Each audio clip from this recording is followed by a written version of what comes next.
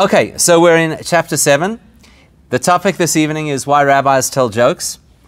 And some people think that that itself is a joke, the suggestion that a rabbi tells a joke. Recently, somebody decided that they were going to try their luck, for those people who are familiar with these things, you know, this chat GPT, this AI chat text-generating AI program. So somebody decided that they were going to ask the chat GPT to come up with a drosha that I could use on Shabbos. And my challenge was, if the drosha is good enough, then I would use it on Shabbos. That was the deal. So when they put the way ChatGPT works is you put in whatever the topic is that you would like something written up about, and then you define the style that you'd like to use, etc. So they said, would you put together a talk of X amount of time on this topic in the style of Rabbi Shishler? I'm not sure how that was supposed to work, how the AI was supposed to know that. And could you please start with a joke? I got to tell you, the joke was so lame that there was absolutely no way I was going to use the joke or the drosha, for that matter. So the question is, why do rabbis tell jokes? Okay, that's what we're going to speak about this evening. Bear in mind that so far what we've discovered in this chapter is that the biggest portion of the world that we live in, or the life that we live, is actually what we call klipas noiga. That means to say things that are not defined as holy and therefore having a relationship with Hashem, nor are they defined as unholy or impure, which means having a relationship that interferes with a connection to Hashem. So the vast majority of stuff in the world is just neutral. And then it depends what we do with it and how we decide to use it and what approach we take and what intentions we have that will determine its reality. So last week, the example that we used for that was steak. Yes? If a person has a good chunk of protein in the form of a delicious steak. So the Gemara tells us that there was a great sage who used to say, Chamra v'reicha pikchin, that if a person has good wine and a person has a good piece of meat, it actually makes your mind sharper, and then you perform better when you've got to learn. Now that makes a lot of sense, by the way. I think it's possibly something that they should share with the administrators of yeshivas, because very often the food that they offer to bochrim in yeshiva is not necessarily steak or anything close, and maybe not even nutritious enough, and then you wonder why these guys are falling asleep over their Gemara at some point in the afternoon. So there's definitely something to be said for eating good, healthy, nutritious food, having sufficient protein or whatever it is that a person needs, so that that person can serve Hashem and do what they should, as best they can. So that's what we learned last week, and what we're going to look at today is a few other examples of the same thing. How you could use something which is technically parav, which is technically, I don't mean parav in the sense of that it's not meat or dairy. I mean parav in the sense that it's not holy or unholy, and how you could use these things to serve Hashem. So seeing as we're speaking about food, as we do as Jewish people, we tend to speak about food. Have you ever noticed this? Speak about food. Right? So seeing as we're speaking about food, let's use another example that's related to food, and then from there we'll branch out to other things as well. So if you look inside the Tanya, we're on page 28, and we're literally in the middle of the page. Right? The first word on the line, just over halfway down the page. The first word on the line is Rava. That's the name of the sage who told us that if you have good meat and you have good wine, it's going to help you to be sharp, and that way you'll be able to learn well. So that's the first word on the line, Rava. And we're going to start on the fifth word of the line, okay, which is just after that abbreviation, Chule, which means etc. If you're looking on the screen, then it's the last line that you can see on the screen, same thing.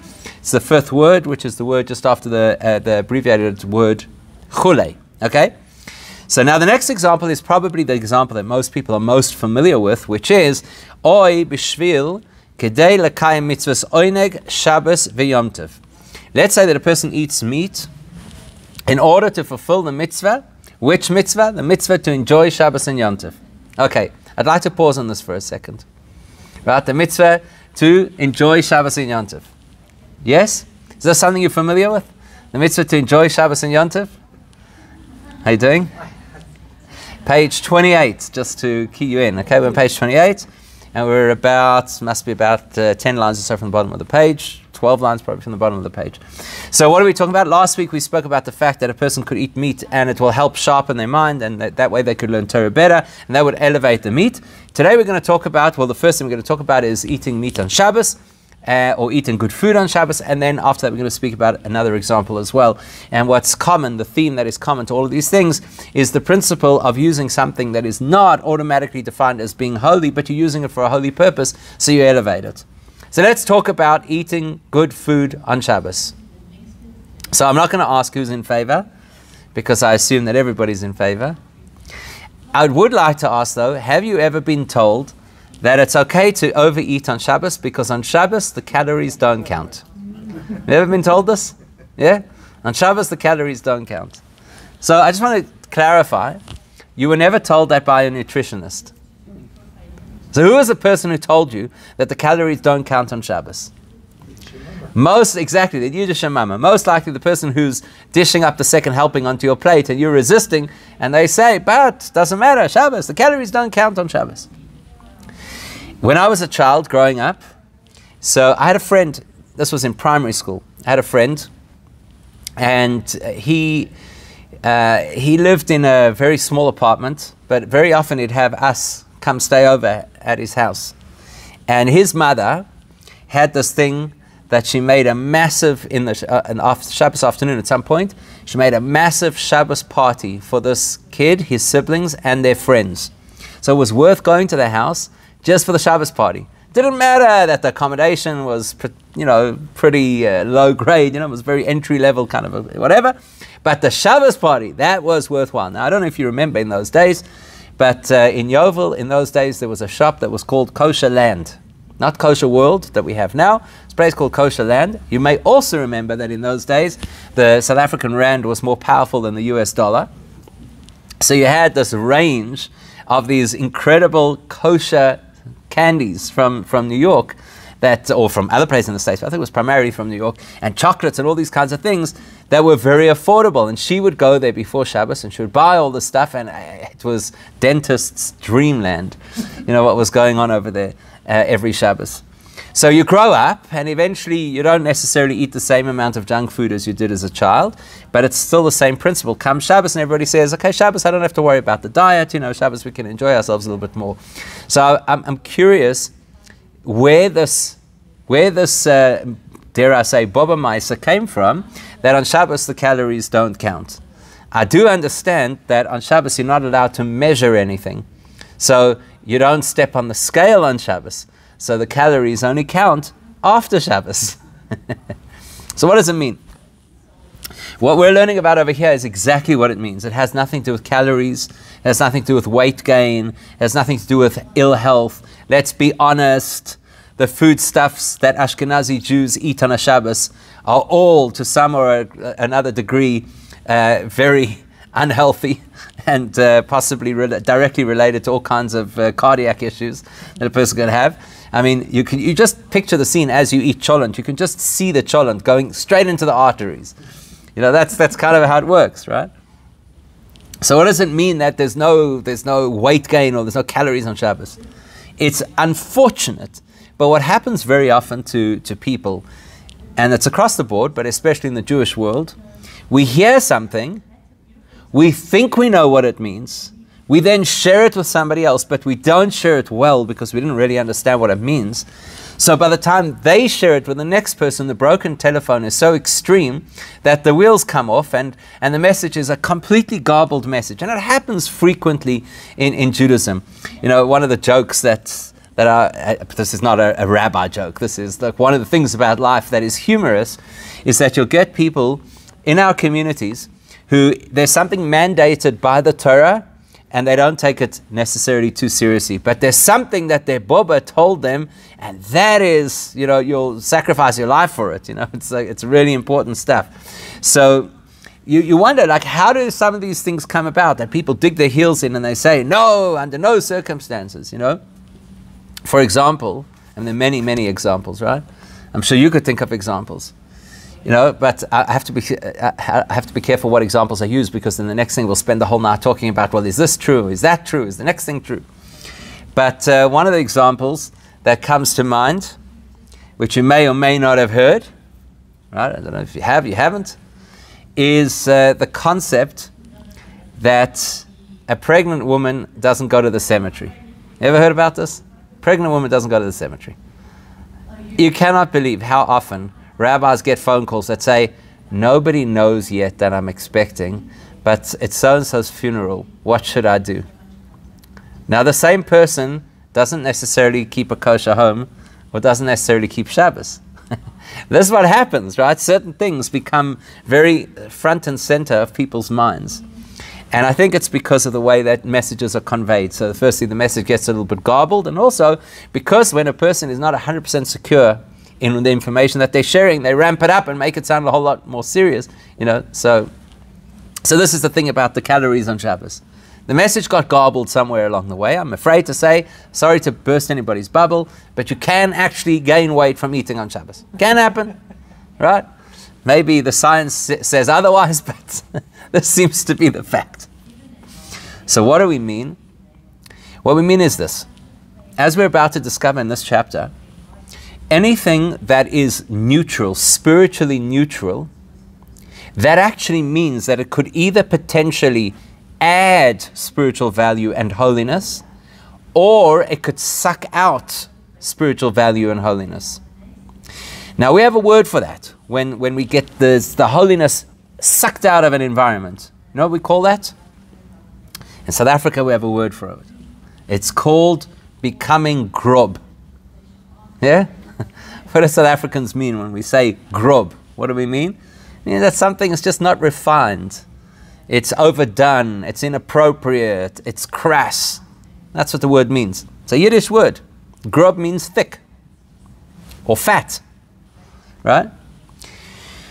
So when we talk about calories on Shabbos, we're not talking about the calories that show up on the scale. We're talking about the fact that the food can't be grob. In other words, any other day of the week, the act of eating could be a hedonistic experience that could suck the spirituality out of a person, that could drag a person down into a negative spiritual environment. But not the food of Shabbos.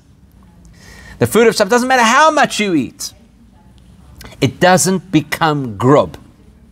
That's the message. It doesn't add the equivalent. It's not calories, but it doesn't add dead weight to your neshama when you eat on Shabbos.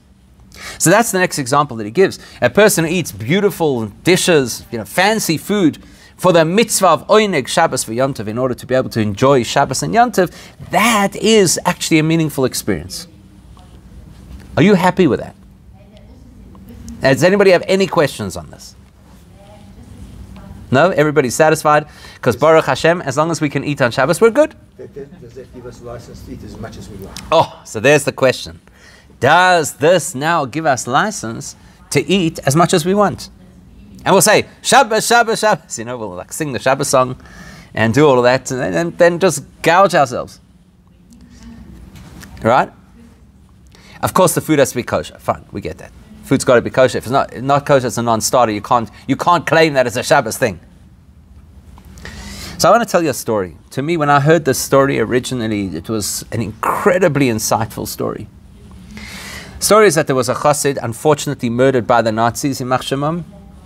His name was Reb Itcha de Masmid. Itcha is a shortened version or a nickname for Yitzchak. And Masmid is somebody who is very astute and very assiduous in their learning. So it's the kind of person who doesn't stop. They don't take breaks to check their WhatsApp. Okay? So Rabbi de Masmid, just to give you context, so his great-grandson was in yeshiva with us. The guy was intense. He used to learn till all hours. He used to sit in these uncomfortable positions so he wouldn't doze off. So you could tell, where he came from. The grandfather, the great-grandfather, Rabbi grandfather, I'm not sure how many generations, Rabbi de Masmid, he lived in some part of the Soviet Union, probably in Russia itself. When he used to learn Torah at night, he used to stand with his feet in a bucket of cold water. So first he would stand, secondly in the bucket of cold water, so that way he could stay up and learn. Unfortunately, he lost his wife when he still had young children, so it was his responsibility to provide the Shabbos food, but he wasn't a well-off man. So he used to make cholent, the classic Jewish food that you make for Shabbos. You make cholent on a Friday.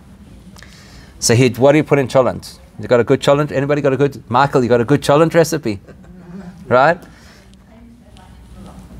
There pretty much is no such thing as I don't think, as a good cholent recipe. You just put everything in and you daven. So anyhow, so he's making cholent. What do you put in cholent? Beans, potatoes. This is Russia we're talking about. They didn't have the fancy things that we put in, in our cholent, where maybe we put in barley and, different, sweet potato. They had potatoes. They had beans. That's what they put in. If you had money, you would put in some meat as well. He could never afford to put in meat. So what he would do is he would go before Shabbos and he would buy some oil, like olive oil. And before Shabbos, he'd drop in little bits of olive oil, so it would at least have that fatty feel as if there had been meat in the cholent. And he would stand there, Erev Shabbos, and he'd pour in the oil, and he'd say, this is in honor of Shabbos. And then he'd pour in a little bit more, and he'd say, this is in honor of Shabbos. And then he'd pour in a little bit more, and he'd say, this is in honor of Shabbos. On Shabbos day, Rabbi Yitzchak the Masmid would go to shul, and he would, as the custom is in Chabad, he would study Chassidus for a couple of hours before the minyan began, to get into the right headspace, the right meditative space to be able to daven. And then, once the minyan began, he would start to daven, and he would finish hours after the minyan had finished, because his davening was a very meditative, deep experience. By the time he finished the morning davening, the minyan had already arrived for mincha. So he'd dash out for a second, say Kiddush, have some challah, bench and come back for mincha. And he never got to eat the cholent. There was never enough time to eat the cholent. Right? And yet every Friday he would put that oil in and he would say, this is in honor of Shabbos. Because in his mind, the main thing was to honor Shabbos. Whether you got to eat it or not is irrelevant. It's an incredibly insightful story because it shows the possibility of a different headspace. Some of us, most of us, perhaps all of us, we enjoy our food. That's us. We're people, thank God. I hope I'm not, going to trample on any toes over here. Hopefully we just enjoy the food. Some people, it's more than just enjoying the food. They get completely consumed by the food. That's a different story. We enjoy our food. Come Shabbos, we have license to enjoy. Because that's what it says. It's a mitzvah to have pleasure on Shabbos. But this story makes you pause for a second and say, who says that the pleasure is supposed to be me enjoying Shabbos? Maybe it's supposed to be Shabbos enjoying my dedication. So to your point, is it licensed just to eat as much food as we want? Not really. It's a matter of perspective. It's a mindset. Am I going to take the mindset that Shabbos is here to service me, so this is my day to enjoy myself? Or is this me creating a joy for Shabbos? Okay? And both of them have validity, by the way. I'm not saying that we should go off and become ascetics now and say we're not going to eat, that's it, no more cholent on Shabbos. I don't care what anybody says, we're going to stick with challah and wine. No, we are supposed to enjoy ourselves, but it's a matter of perspective. Are we enjoying ourselves and Shabbos is license, or are we actually enjoying Shabbos? If a person enjoys Shabbos, then the food that they eat on Shabbos is automatically of a spiritual nature, and it's not grub. It's not crass. And that's what we mean by the lack of calories on Shabbos. Nothing to do with the physical metabolism of the human being, but to do with whether it weighs us down when we eat food on Shabbos. Okay, that's really the message. Okay. So now what happens? Now we're going to start to look at the science, the spiritual science of what happens to this food. So let's read. Azai nisbaru chayus habose v'hayayin. So what happens is, I'm going to use generic translation at first, and then we'll explain it better. So then what happens when a person is either eating food so that their mind will be sharp so that they could learn Torah, or the person is eating food as part of how they celebrate and enjoy Shabbos. So then what happens is, the chayos, the energy within that food, is nisbarer. That literally means is refined. Shehoya nishba miklipas noiga, the food that previously had been sustained by klipas noiga, which is the main topic of this chapter, this barrier to godliness that still has potential godliness within it. And the food is then elevated to Hashem as if it were a sacrifice in the Beis HaMikdash. This is fascinating information. Before we get into what that means, there's another very telling story from the Baal Shem Tov. The Baal Shem Tov was once, as you know, or maybe you don't know, Baal Shem Tov, when he used to sit with his students, occasionally he would allow them to have an opportunity to just have a deep spiritual experience and see things that the average human is not unable to see. So what he would do is the students would be sitting around his table. At some point, he'd put his hand on the shoulder of the student closest to him. He'd then have all the other students put their hands on each other's shoulders until they had completed a circle, and then they would often sing some kind of a moving nigun, and at that point they'd start to see visions that the average person can't see. So one Shabbos, they're sitting over there at the table with all the students. It was typically at the end of Shabbos, the last meal that was just the inner circle. And there's somebody sitting, everybody's eating, and there was somebody who was eating, and the way that they were eating was, you could say, a little bit overdone. So, and I guess it was some kind of meat, some kind of beef that they were eating. And the Baal Shem Tov tells everybody to put their hands on the shoulders, and the next thing they see the most uncomfortable vision. Sitting around the table are all the Hasidim wearing their Shabbos finery and their furry shtreimel, and one spot is occupied by a big bull wearing a shtreimel. And basically the message was, one person was consumed by the food. So everybody else was consuming and elevating the food, and one person was consumed by the food. And the fascinating thing is, it was on a Shabbos, which means that the person really missed the point. That here they were at a time where it is most apt to be able to elevate and transform the eating experience, and instead they got dragged down and sucked into the eating experience. So that's the one story.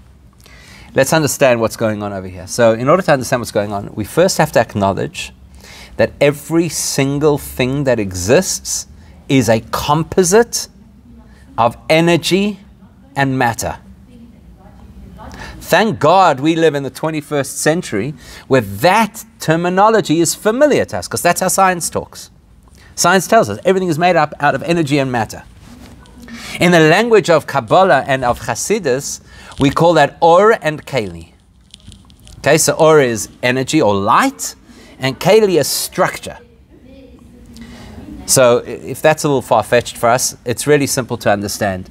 If a person has an appliance, the appliance is a keli. It's a vessel that is made up of a particular structure, and it's designed to perform a particular task. But it will not perform that task until there is or, until there is power. Okay, touchy subject in South Africa, right? Until there is power running through that appliance, the appliance can't work. So the keli has to have or in it. Does it make sense? And the or and the keli have to be well calibrated for each other. So for example, if you take an American appliance and you plug it into a South African plug, where the appliance is designed for 110 volts and our plug is 220 volts, then we say Kaddish for that appliance, because there's just too much power and not enough structure to contain it. And in the reverse, if there's not enough power, so let's say that sometimes a person has one phase of electricity not working in their home, then some of the things just don't work because there's not enough power. You put the wrong battery into an appliance, so it's going to die very quickly, or it will be a weaker signal, or whatever the case is. So now there's a plate of food. What's the keli? What's the structure of the food? That's a funny question, right? What's the structure of the food? Is the physical food. That's the structure. So depending on what food it is, we'll determine what structure it has. It looks like this, it's that texture, it's this color, it has that taste, or whatever. That's all part of the structure of the food. The physical makeup of the food is what we call the keli, that is the structure. What is the or, the energy of the food? When you look at it, you don't see energy. Even the nutritional value of the food is part of its structure. So what's its energy? Okay, pause that thought. In a human being, what is the structure of the human being? The body. The anatomy of the human being is the structure of the human being. And if you really want to expand it, you can even say the metaphysical structure. So the character of the human being is also part of the structure of the human being. So what is the energy of the human being? The soul. Remove the soul from the body, the keli will all be intact, but it won't be able to function. Okay? So now you got this food. Now you got this food. The food sitting in front of you. The food has structure. So I don't know, for whatever reason, this evening we're using cholent. Cholent is our go-to food. So it has a particular structure. Okay, this is what it looks like, what it feels like, what it smells like, what it's going to taste like, what color it is, what temperature it is, what nutritional value it has, and what potential health hazards are included in the cholent. That is its structure. What is its or? What is its life? Or as he calls it, the chayus. So somebody says on the chat, the brocha that you say over the food. And that's not the case. The brocha is something you do to the food. But before you arrive, the food has to have a soul of some type. Everything has both or and keli. Everything has both structure and energy, matter and energy. Before I arrive on the scene, before I engage with it. Now, with a human being, we can see that there is a soul. We cannot see the soul, but we can see that there is a soul because the human being is animated. So we know that there's a soul. God forbid if we've ever seen a person who is no longer alive, we can see that there's no soul because they're inanimate. So when you look at, for example, a plant, you can see that there's a soul. Okay, it's not as sophisticated as the soul of a human being, but you can see that it's alive, it grows, it moves, it propagates. You can see that it's alive. When you look at an inanimate object, you cannot see its soul. You cannot see the energy that is within it. By the time the food is on our plate, the food on our plate is now inanimate. It was living beforehand. Whether it was in the plant or animal kingdom, it was a living being where you could see its soul, and now it's no longer. So the soul that keeps it alive is not the chayus of the food. What's the chayus of the food? So two people have commented in the chat, both quite appropriately. One says that the or is the intention with which Hashem created this particular entity, this particular food, which is true. The other person says the sparks that you want to elevate in the food. Now, for people who are not familiar with Chabad Hasidus, that's a very abstract concept. So let's try and understand what it is. The way Hashem designed the world is that every single thing that exists has sparks of divine energy in it. Every single thing. That's not necessarily the same as the neshama. In other words, when a person, God forbid, passes away, their body is still considered to be holy and has to be treated with a very elevated level of dignity because the body still has sparks of divine energy in it, even when its soul is absent. Every single thing has sparks of divine energy within it. We are not designed to be able to see or detect those sparks of godly energy. So we have to believe that they're there. We can't see that they're there. We don't experience them. If there's something in the world that the Torah tells us we may not engage with, that means we were not given the tools to retrieve those sparks of holiness in those things. So if something is not kosher means the actual definition of the word kosher means usable or primed for something, fit for something. Not kosher means it's not primed for us to be able to extract and use the spiritual potential inside of it, the divine potential, the divine spark inside of it. When the food sits on my plate, there is potential divine energy in that food, the so-called divine sparks. There is zero guarantee that I will access that divine energy. If the food is not kosher, not only is there zero guarantee, there is zero possibility. There is no way I could bring my spiritual jackhammer and be unable to penetrate and find the divine potential inside of it. So the Torah says, don't touch it. But if it's kosher food that's sitting on my plate, there's potential.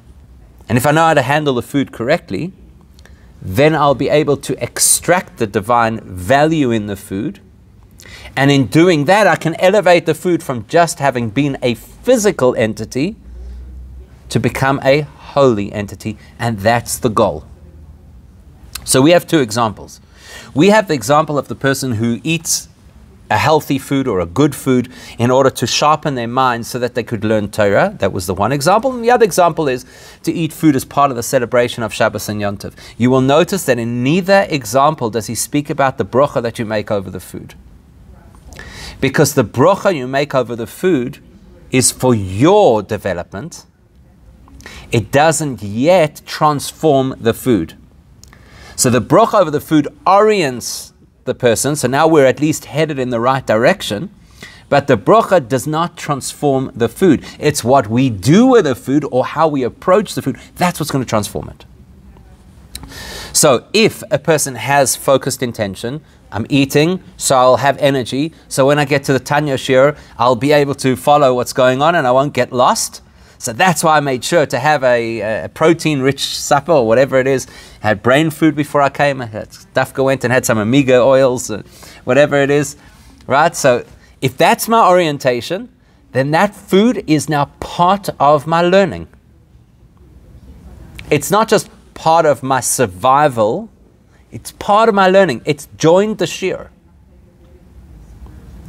Now, I know you're going to say that will probably happen inevitably, because if I'm running on steam that was generated by that food, it's going to happen inevitably. Yes, it will. But to be part of the shir, there had to be intention.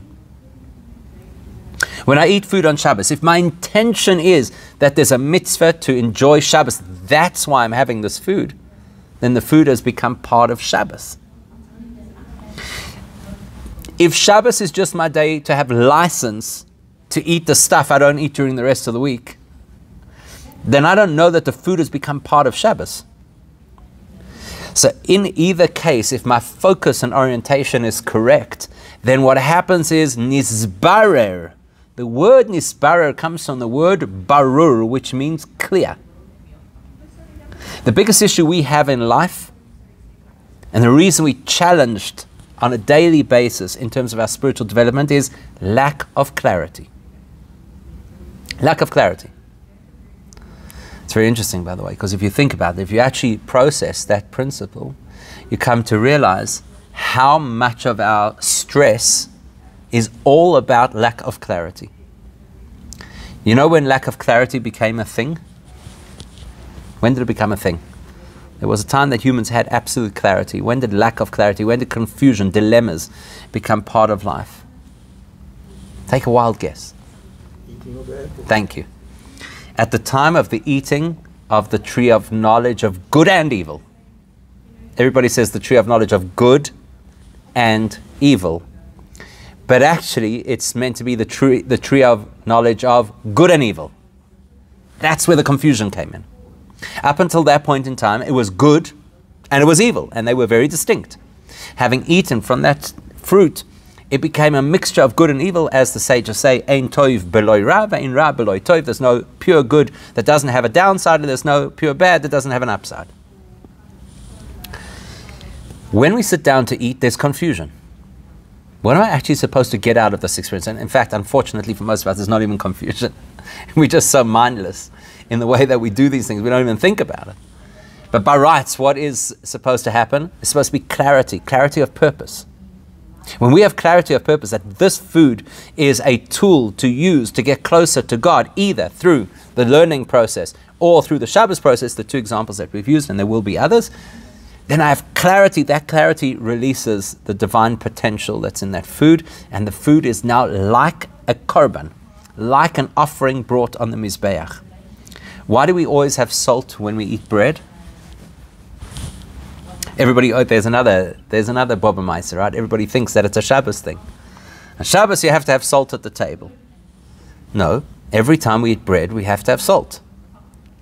Why is that? Because when they brought sacrifices in the temple, every sacrifice had to be accompanied by salt. So when you sit down to eat bread, that is what constitutes a formal meal in Judaism. A formal meal is supposed to be like the service in the temple, the service in the Beis HaMikdash. In the temple, you put salt when you start at the service. So you're sitting down to eat. That's an orientation. I'm putting salt here at this beginning of the meal so that I recognize that the objective of this meal is to turn it into temple service. That's why we don't sit on a table, right? I'm sure you've heard that. In Jewish culture, we don't sit on a table. Why? Out of respect. The table is the altar in our home. So it's possible. Can you imagine this? Imagine you were invited. You know, very often people complain about exclusion in the Jewish ritualistic system. You know, very often you have, for example, women saying, "You tell me that Judaism is all about equality, but I can never read from the Torah." So what if somebody would invite a woman, a Jewish woman, to go serve in the temple, in the Beis HaMikdash, with the Kohanim? I'm sure she'd feel very honored to have the opportunity and the privilege. But you know what? It's not only women who can't do that. 95% of the entire Jewish population could never do that. Except at your own table. At your own table, you have the potential to do what the Kohen would do in those days in the Beis HaMikdash, if you know how to eat right. That's what he's telling us. Ka'oila or ka'korban. It's like a korban, which is the generic term for sacrifices, but he says specifically an oila, which is the most intense form of sacrifice, where everything belongs to God. Some sacrifices were eaten by the people who brought them. Some sacrifices were only eaten by the Kohanim. The oila, nobody eats anything. It all belongs to God. Can you imagine that? I could sit down at my table and have a hamburger, and it becomes an oila. It becomes an offering to God. That is the principle of Klippas Noga that we have to understand, that the vast majority of what we engage with in the world doesn't have a spiritual value until we assign it a spiritual value. And if we know how to do this and we know how to focus our minds right, and we do assign that spiritual, holy value to those things, we are serving in Hashem's temple and literally bringing offerings and sacrifices. And that brings us to the topic for this evening, which is rabbis and their jokes. So let's read further. V'chein ha'omer milsa divedichosa. Likewise, the person who says a joke, okay, I don't know if milsa divedichosa really translates as a joke. It's perhaps a little bit more mature than the average joke. Why does a person do that? Lefakeach daitoi, to also switch your mind on, ulesameach liboy laHashem uletorasoi v'avoidasoi, and also to start off the process of Torah learning with a happy sense. You know, you feel good, you heard a good joke, you feel happy. Because when we serve Hashem, we're supposed to serve Hashem with joy. So why does the rabbi tell the joke at the beginning of the drosha? Not because that's what he was taught in Public Speaking 101, because that's another Baba Maisa, is that rabbis get trained in public speaking. That's part of the course. Part of the course to become a rabbi is to know what happens if somebody mixes meat and milk in their kitchen, not how to get up and give a great public speech. So why do we say a joke? Not just because you need an icebreaker, but because how a Jew serves Hashem is with joy. So if you want to engage with people and you want it to be a joyous experience, you've got to bring joy to the story. You've got to engage them in a way that includes some light-hearted banter. And listen to what he says next. He quotes from the Talmud, where there was Rava, who was one of the greatest scholars of the Talmudic era, where the Gemara specifically tells us that before he began every lecture, he first told a joke, and the rabbis laughed. So what's the Gemara trying to tell us? Rava had a good sense of humor. Is it, if it was just telling us a methodology, it would say he always told a joke. But the fact that it says that everybody laughed sounds like it's trying to give us his credentials. Out of all the rabbis, he must have been the funniest rabbi because they all laughed at his joke. That's not the point. The point is this. One of the most challenging things a teacher has to do is connect with the audience. Right? Now, I just recently shared this in another share also. Somebody sent me a clip of a person who was doing a parody of every TED talk that's ever been given. And they basically say, it goes something like this. When I was young, I thought I knew a lot. And then when I grew older, I realized that I didn't know so much. And now I've learned a lot. And I want to share with you everything that I know that I didn't know before. It's like the summary, of all TED Talks. So if you're giving a TED Talk, the likelihood is you're already speaking about something that everybody is A, interested in, and B, has some kind of personal knowledge of or personal experience with. That's why they're listening to your TED Talk. When you get up as a rabbi, Rava, giving a shiur to his students, the distance in academic knowledge between the rabbi and the students is so vast that they actually can't talk to each other. So if he gets up and he just starts his shiur, he'll lose them in the first 3 seconds. And it's an irrevocable loss. Because every one of us knows what happens when somebody gets up to speak and they lose us in the first few seconds. We all know what happens. The chances of getting us back are near nil. Now that could just be because the person's a poor speaker, because they're boring. But in this case, Rava, his risk was that what he was about to present was so profound, it would go right over their heads. And if it goes right over their heads, the rest of the shiur is a waste of time. But his goal as a rabbi is to get them to a point that is so profound that by right should go over there. That's what he's got to do. So he's got this impossible task. How do you get people to really resonate with and understand something that's totally beyond them? So what do? You tell a joke. And when you tell the joke and they laugh, that means you've now created a connection. Once you've created a connection, you have a chance to get them to the profundity of what you want to share. So to me, it always reminds me of, for those who remember, the old dial-up modems. Remember dial-up modem? So there was that whirring and pinging sound. That's basically what it's like when a teacher and an audience are trying to connect. It's like there's a lot of pinging back and forth. And if it doesn't ping properly, you don't get a connection. And then the whole thing is a waste of time. So when you ping, that's not yet sharing information. That's just establishing a connection. When he tells the joke, he's not yet sharing information, but it's doing something critical to the entire process. He's creating meaningful connection. Because if they laugh, that means that we've now got some kind of rapport. We've got some kind of an emotional connection, and we can go from here. So now, if the joke is off color, if the joke is inappropriate, it's the same as eating non-kosher food. It doesn't matter what happens next in the shiur. That joke was a black mark on the shiur. It didn't belong there. It was inappropriate. The language was inappropriate. The innuendo was inappropriate. Whatever it is, it's inappropriate. It's not kosher. If the joke is kosher, is it now a mitzvah? Is there a mitzvah to tell a joke? I could think of a lot of people who'd be very excited if there was a mitzvah to tell a joke. It's not a mitzvah. It's neutral. It has no spiritual value to it. But if the joke becomes the gateway for the shiur to succeed, then that joke is holy. Because it was the catalyst to make sure that the teaching happened. That's why rabbis tell jokes. Most rabbis don't even know that. That the reason to tell the joke is to create the connection so that the shiur will be successful and the joke will be elevated. And what he's done effectively for us now is he's given us a template for how to at least view the things in life which are not automatically holy and not automatically antithetical to holiness, but we don't necessarily know how to balance them. Here is the template. Find a way to give it some kind of context, some kind of meaning of connection to Hashem, and then you transform that part of the world, which ultimately is the objective of being a human being, and specifically a Jewish human being, is to elevate the world to become a holy place.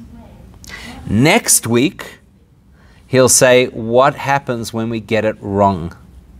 Because it's all very nice to speak about the positive, but what happens if we mess it up? What's the damage? Okay, so that will continue next week, please God.